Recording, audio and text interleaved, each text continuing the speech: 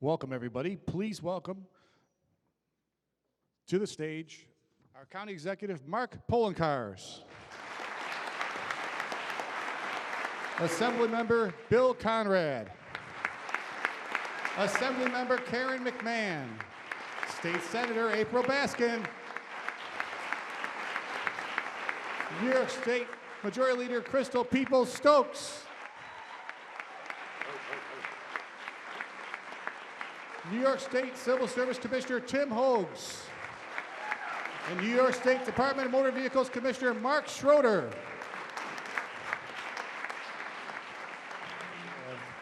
Kate Chidoba. Joseph Hill. Deputy Commissioner Bob Moon. Shantice Alexander. And Hamburg's own high school principal, John Krengle. Now please stand and welcome the 57th Governor of the great state of New York, Kathy Hochul.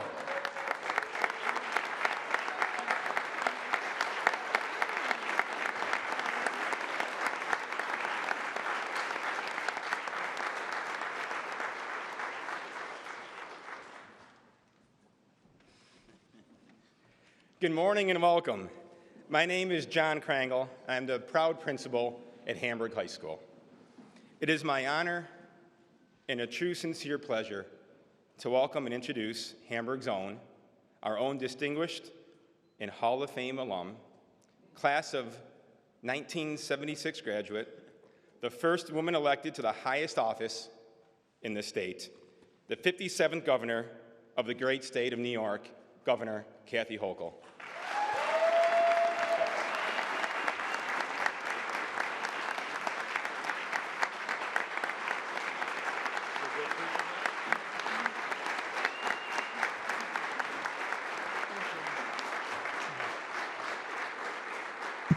Thank you. This is more of an emotional homecoming than I thought it would be.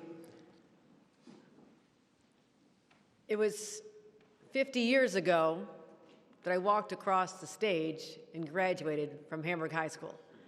I have been a lifelong Bulldog ever since then, and so often the memories of what I learned here and the people who touched my life and the values that I learned as a student here have really helped me get through some of the challenges I've seen as I've moved from public life, from a town board member just down the road to the county clerk, member of Congress, lieutenant governor, and now the governor. But I've never lost sight of where I come from and the people who had such an influence on my life. And I remember growing up here kind of in the shadow of a brother, a year older than me, who was a superstar in every sport, and I was known as Dennis's little sister. I never thought I'd be able to escape that, but he was a quarterback of a football team that was the first 8-0 season in decades, and so, it was basketball co-captain and baseball and all this, and so what I did was I worked making pizza at a place in Patchen, which is a suburb of Boston, which is outside of Hamburg. I try to describe to you where it is. Anybody know Patchen? Okay, it's one intersection, right? And there's a little shack of a pizzeria and a little restaurant, and it's the only job I could find because it was hard. I mean, I wanted to, all the high school kids wanted to find jobs, and all we had was, Red Barn hamburgers and the Dairy Queen, right? And you had to know family connections to get those cool jobs. I clearly had none. So I had about a 20-minute ride out every day after school to make pizzas and chicken wings and put together dinner and takeouts and clean tables, and I waitressed, and I'd work almost every day from 4 o'clock to 11 o'clock at night. So I was not the one who could go out for any sports, not that I was terribly athletic or that I could do much more than that on evenings and weekends, but I needed to bring some money home to my family. But I'd get up every day, and my sister remembered the light being on. We shared an attic together over on Long Avenue, and she remembers that when I got home at 11 o'clock, I'd start my homework, because the days had to be long for me. So I somehow got out of school. I passed, I did pretty well, and set my sights on going off to Syracuse University. But it had such an effect on me. And I think about people that I got to know, and there's one woman who's in the audience here today, and you knew her, I knew her as Miss Groby, Miss Hamlin. Please stand up. Virginia, please stand up.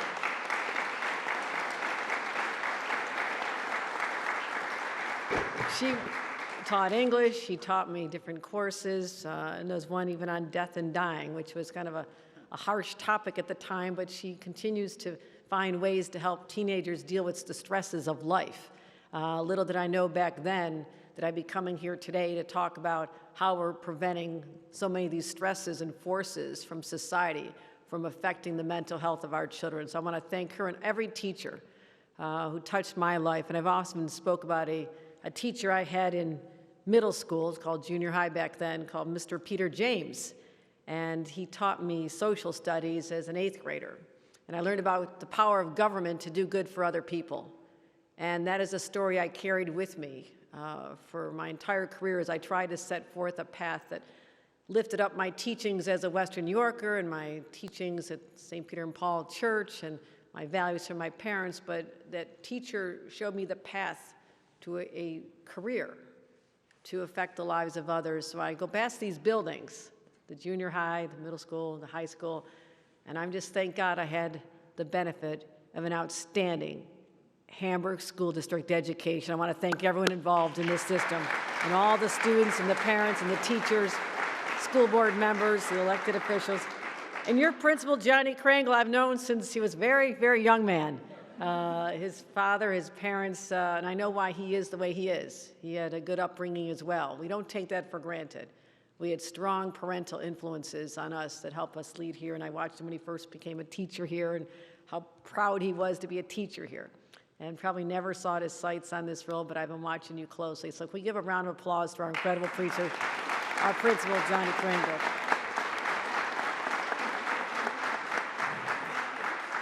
And I just got to give a message to the students. It's okay if you don't know what's going to happen next, because I never thought I'd be governor.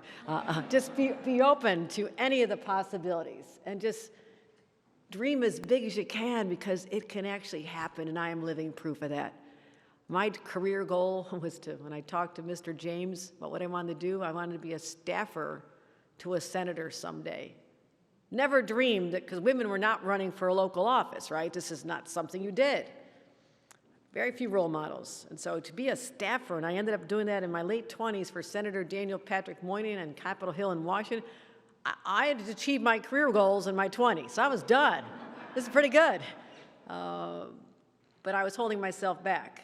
And I don't want any of our students to ever hold yourself back, because that's the only thing that can stand in your way. You got to believe in yourself if you want other people to believe in you.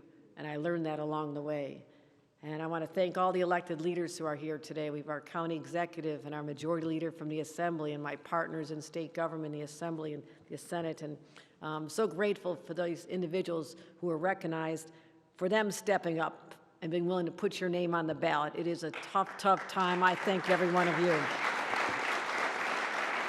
And my commissioners, Mark Schroeder, a big job running the DMV statewide, something I used to do locally. And it's come time for your driver's license, or if you lose it, give me your cell phone, Mark. Doing a great job from South Buffalo. Commissioner Tim Hogues, our Commissioner of Civil Service. So you want that job in state government, give them your cell phone as well, because he's in charge of all the jobs we have as well. And our OMH Deputy Commissioner, Robert Moon. So I'm surrounded by talented people. That's my job. I find the best and the brightest, and they make me look good every day. But let's talk about why we're here today. 2025 was a big year for New York's students and children. What we wanted to do is make sure that New York was always nation leading. That's one thing I know about New York. We are an exceptional state, and we can never give up on our belief in exceptionalism. It defines us who we are. We've always overcome the most extraordinary challenges, back to the Great Depression, and now we had to get through some recessions and COVID and inflation, and I'll just say Washington. We've had to overcome a lot. But I also knew that I wanted to do whatever I can to put our young people on the best path forward and have nothing that holds them back. And I started realizing that after going around the state and convening parents and school board members and principals and students and talking to everybody, what was happening was that everybody's lives are being consumed with the cell phone, right? That's all you knew. And so what I learned was that young people were not making friends in person. They were not talking to each other during lunch or recess in the hallways. The hallways and cafeterias were silent. That is so unnatural. And there's a lot of dark places on the internet and social media algorithms that were bombarding our students all day long and distracting them and sometimes taking them if someone has mental health challenges and looks for help on how to prevent their suicidal thoughts, and it takes them to a site that tells them how to commit suicide. So bad things were happening, bullying, young people being lured to meet predators. And I said, the kids are supposed to be in school to learn, right? And make friends, develop social skills, create connections with their teachers and other students. And it was all shut down because their world was consumed by a cell phone. So it was a tough decision to have us be one of the first in the nation to say no longer are we going to allow that distraction to occur in our classrooms from kindergarten through 12th grade. The entire day would be distraction-free, and we got it done. And I think we are benefiting from this. Never could I have imagined in such a short time, after a lot of people telling me, no, don't go there. You don't want to take on the fights with all those important actors. You know, I didn't care because I knew what was most important were the students and their mental health and their well-being. And so we took on the fight, we got it done, launched it this September. And literally within weeks, principals, parents, teachers reported something quite extraordinary. Our kids are talking to each other. They're listening to the teachers. They're more engaged. Instead of cell phones, they're bringing board games to lunch and recess, learning how to play bingo, I just heard yesterday, and just Jenga. They're bringing Jenga. Kids are just having a good time again. And I don't mean to be disparaging. Everybody's a kid, and my 30-year-old kids are still my kids, okay? So I don't mean to put you down if I'm calling you kids.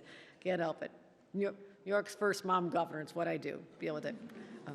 But let me tell you some statistics on this to why I knew I was on the right path, but this has been more extraordinary than we could imagine. We had over 300 educators surveyed.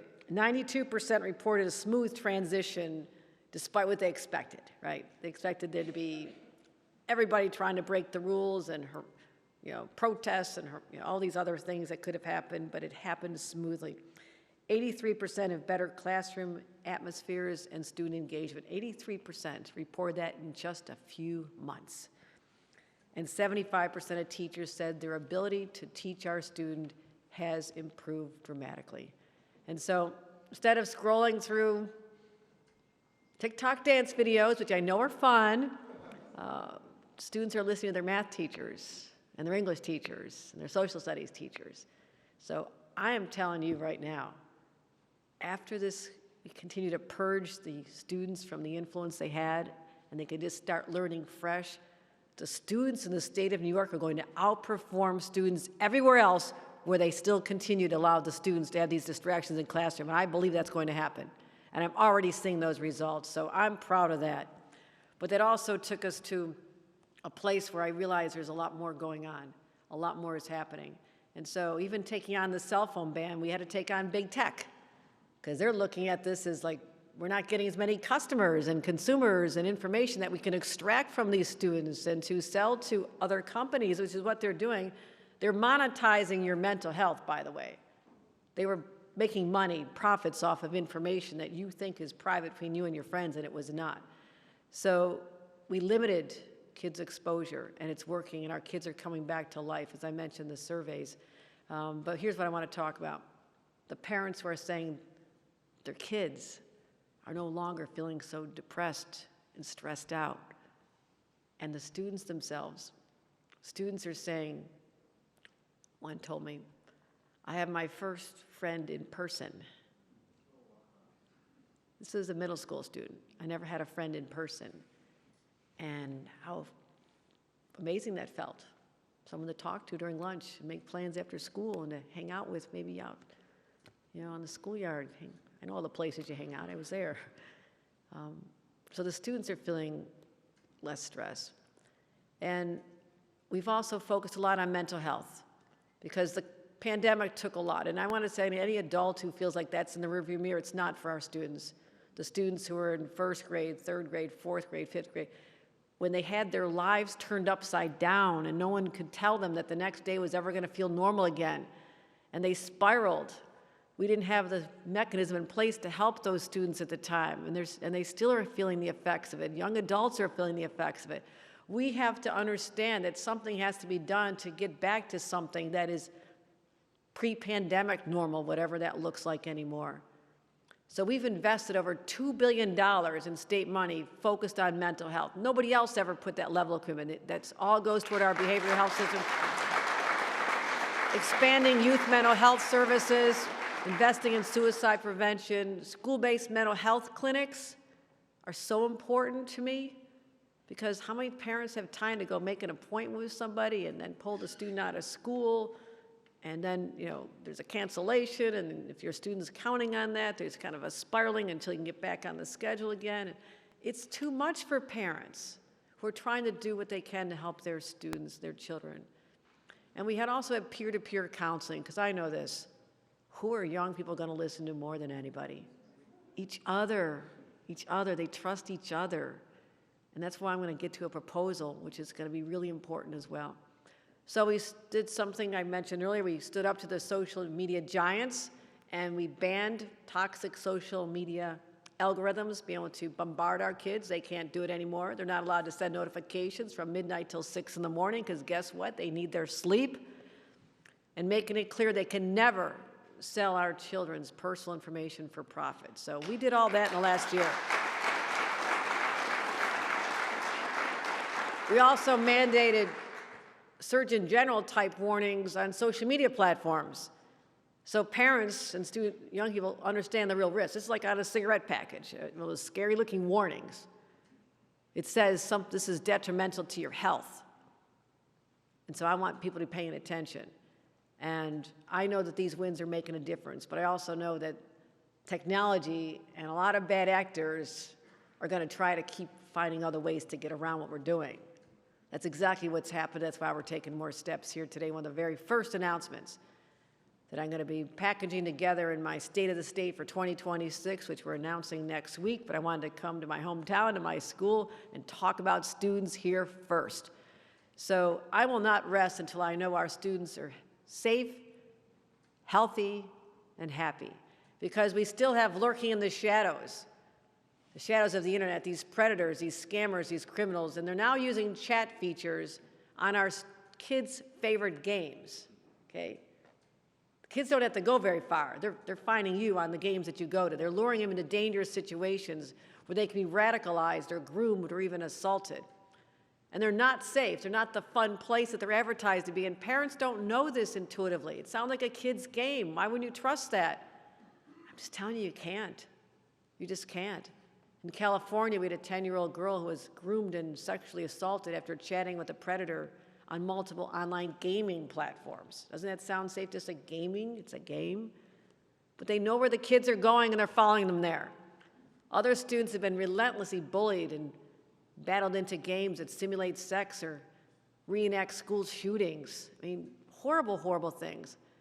And even in certain games, there's features that entice kids to gamble their parents' money. And I don't even know if parents know this is going on. They know your credit card number. It's being used. How is that possible?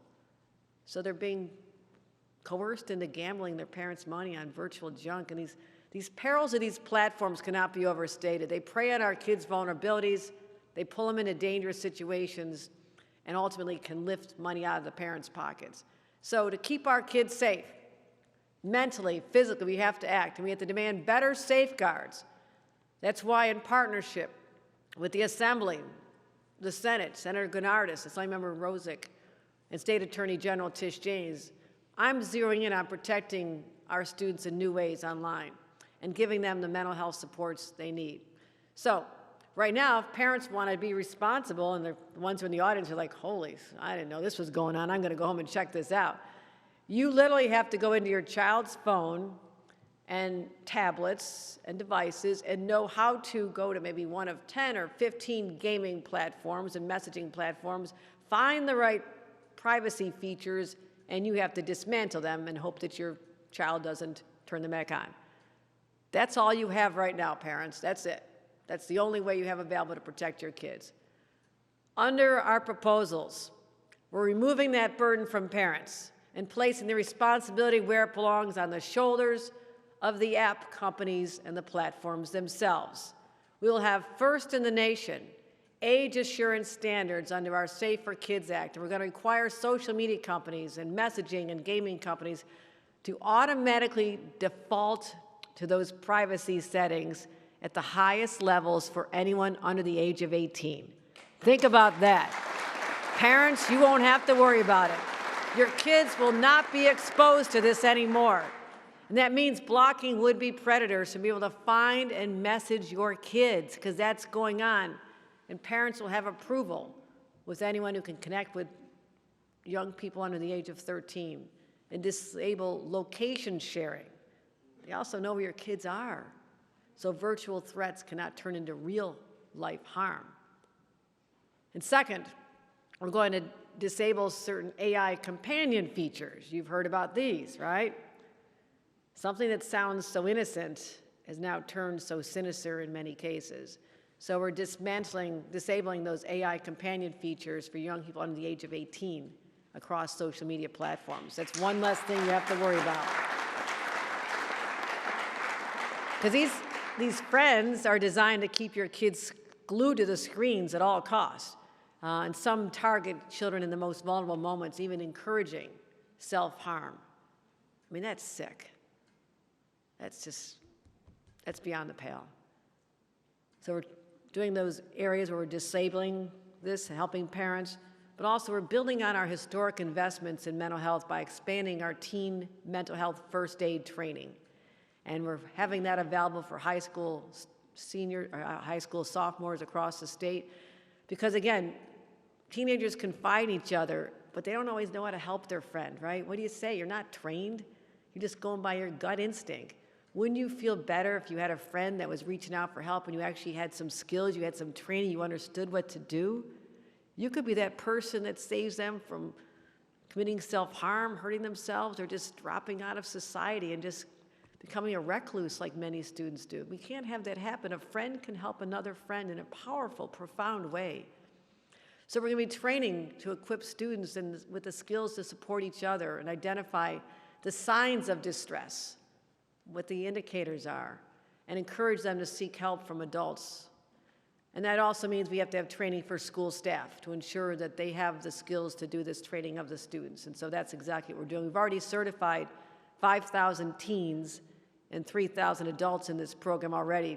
But now I want to expand it. That was our pilot. I want this to go big. I want it to go everywhere. And I want this to be a full commitment from every school. And I'm proud that Hamburg High School has already been an independent leader in this space, implementing their own training program for students and teachers alike. So thank you, Hamburg, for stepping up. But there's no greater cause than fighting for the safety and well-being of our students, and we're changing the fact that our young people have been left vulnerable and unmoored for so many days and nights of loneliness and just reaching out to this device, and it's taken them to a very, very bad place. And we're changing that today with every safeguard we're putting in place, every program we expand, every dollar we spend in these programs are going to help our students become more self-assured, more confident, graduate from high schools like Hamburg, the way that we were able to 50 years ago and even less when we didn't have these forces. Sure, there's bullies walking around the halls sometimes, and life isn't always that easy, but let's get back to the old school adapting to life without these very adult forces infiltrating your life at a young age. That's what I want to stop. I want young people to be kids again. Life is hard enough later on down the road. Let's let you embrace the freedom, the joy and the wonder of learning and understanding relationships and the power of the teacher to have an effect on you. Open your hearts and minds to that, not to these dark forces which have been way too available and are seeking out our children. See, and parents don't even know. So I'm proud that New York State is leading the way to protect our students once again online in 2026, and I'll never stop fighting for a future where every child knows They have the freedom to play and smile and to thrive and just be themselves. That is my promise to every New York family. Thank you very much. Thank you. Thank you. Thank you. Thank you. Thank you. Thank you, Mark. Thank you. Thank you. Thank you. Appreciate that. Let me welcome up Kate Kubota, who has a story to tell you as a parent. And I'm so grateful that she's lending her voice to our efforts to protect all of our students. Kate.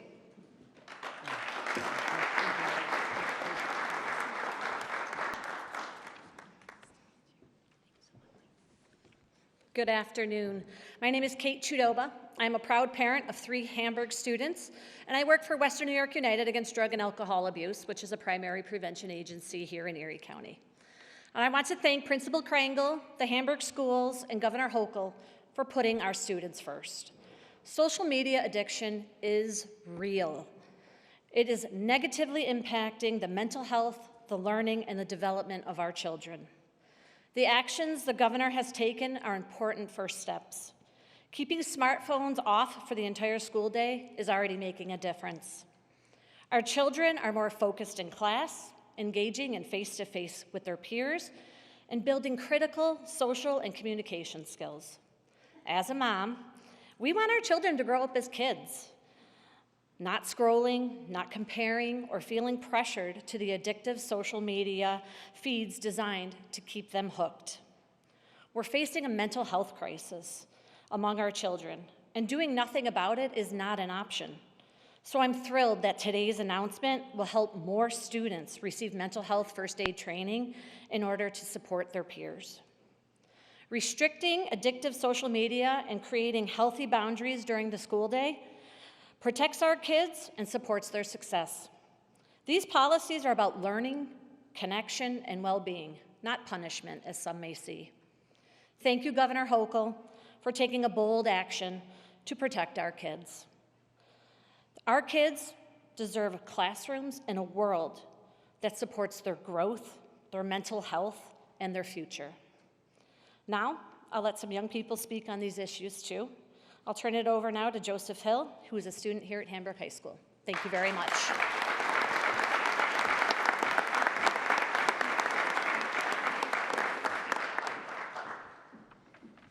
Hello, my name is Joseph Hill, and I am a senior at Hamburg High School. I'd like to start by thanking Mr. Krangel for giving me the opportunity to express how the Hamburg School District has positively shaped my education. I've had amazing teachers from pre-K to the present that care deeply about the success of their students. School has always been a place that I have felt welcomed and has always been a place that I look forward to coming day after day. There are so many challenges facing my generation today, including the lingering digital distractions and mental health distractions. I want to thank Governor Hochul for announcing new steps to protect young people online and for continuing to expand youth mental health programs. This not only benefits me, but it benefits all students across the state who will face similar challenges.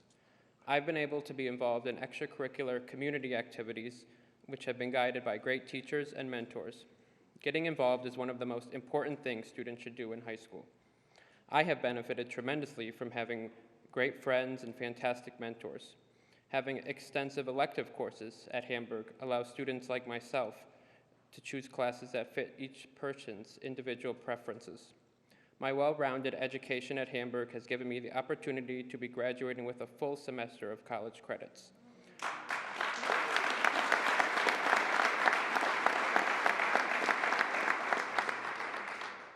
I've loved my time at Hamburg as I've made lasting memories thanks to great friends, teachers, and experiences.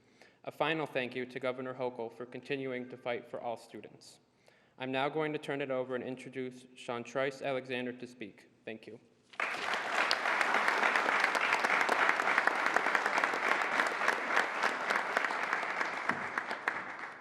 I'm nervous, okay. Hi. All right. Hi, everyone. my name is Shawnee, and I am from Buffalo. And I would like to thank Governor Kathy Hochul for not only giving me the privilege to be here, but in creating this new policy that allows all 10th graders to take team mental health first aid. If I had it when I was in 10th grade, things would have been a lot easier. I would also like to thank Compeer for being a part of the support system that got me here and through high school. There was a point in time when I was just like you guys in high school trying to figure life out. I can say high school was overwhelming at the very least. As a senior, you already have pressure as is from teachers, counselors, parents, all asking the same question, what do you want to be in life? I didn't have the answer yet. I knew I wanted to graduate and go to college, but my dreams kept changing and my personal life made high school feel overwhelming. Just when I thought school life was chaotic enough, life hit harder. A relationship that was meaningful to me ended, and my mental health was deeply affected. I had to take time away from school to even pull myself together. This is when me and my friends could have really used team mental health first aid training. Even without training, they showed up, calling, checking in, and sitting with me when I needed the support. When I came back to school, I was overwhelmed and just trying to graduate. I appreciated the teachers and counselors who supported me, and now for Governor Kathy Hochul for investing more resources to ensure young people like me have tools that can make high school less stressful. Team Mental Health First Aid gave me real tools I could use in my own life and with others. It taught me how to notice warning signs, be a better listener, and support my friends without judgment. If you want to be a better friend, take the training. You'll be surprised how much it impacts your day-to-day. Another thing that helped was deleting social media. I was like everyone else, but once I started looking for approval, I knew I had to get rid of it. I don't regret it, but I'm glad I did. And I want to thank you for listening. I want to thank you, New York State. I want to thank Governor Kathy Hochul and Compeer for continued commitment to youth and young adult mental health. Your efforts do not go unnoticed. Thank you.